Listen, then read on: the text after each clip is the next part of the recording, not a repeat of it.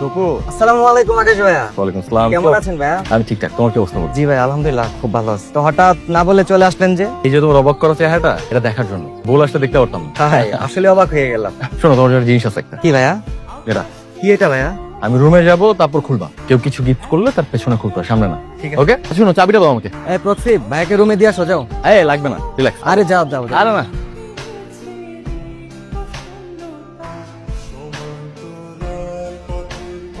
নাচ হলো পায়ের কবিতা আর আত্মার লুকানো ভাষা, যা আমার প্রথম প্রেম। ঘাসের ছোঁয়া, বাতাসের তীব্র ঠান্ডা, সবকিছুর মাঝে আমার নাচ বেঁচে থাকতে শেখায়। কক্সবাজারে যখন ঝিনুকের দোকান ছিল, তখনই সুযোগ পেলে আমার নুপুরের ছন্দে কবিতা হয়ে উঠত বালুমাখা সে সাগর। জানি এই অপেক্ষা পূর্ণ হবে না। আচ্ছা, যখন থাকবো না, সাগর কি তখন আমাকে মিস করবে? কলেজের পর বাবার দোকান চালানোর জন্য আর পড়ালেখাটাও করা হয়নি। বাবা সবসময় বলতো, এত পড়াশোনা কইরা কি হবে, কিন্তু বাবা বুঝতে পারেনি আমার যে পড়তে জানতে ভালো লাগে। বাবা সবসময় এই নাচ নিয়ে বকা দিত, বলতো নাচ নাকি নর্তকীদের কাজ। বাবা বুঝিনি আমার জন্ম হয়তো নাচেরই জন্য।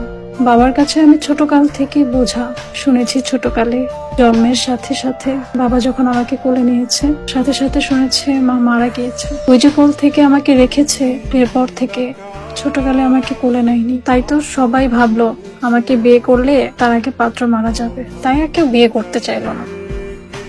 আমি যখনই কাঁদতাম, তখনই ভাবতাম কেউ এসে আমার চোখের পানি মুছে দিয়ে যাক। কেউ আসতো না, কিন্তু জানালার বসে যখন আমি আকাশের চাঁদ দেখতাম, মনে হতো এই বিশাল আকাশ আমায় যদি ভালোবাসতো, আমার কপালে চাঁদের টিপ পরিয়ে দিত।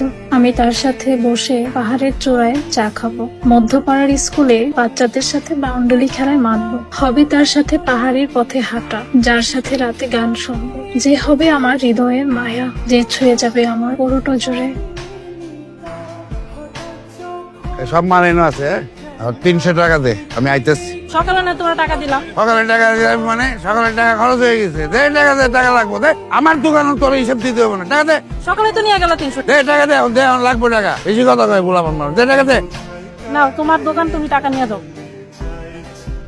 ভাবতাম কোন এক রাজকুমার আসবে আমার জীবনে ঘোড়ায় চড়ে, এসে তার হৃদয়ের রং তুলে দিয়ে আমার জীবনের সাথে বিনিশত আঁকবে আমাকে, যার আকার রং তুলিতে জড়িয়ে যাবে আমার চোখ, যে ভালোবাসবে সাগর, ভালোবাসবে আমাকে, যার সাথে আমি চড়বো সাগরে, ঘুরবো নীল আকাশের নিচে, যার বুকে মাথা দিয়ে তার হৃদয়ের প্রতিটি হৃদস্পন্দন শুনবো, যেখানে আমার নাম বাজবে, আমি হব তার, সে হবে আমার।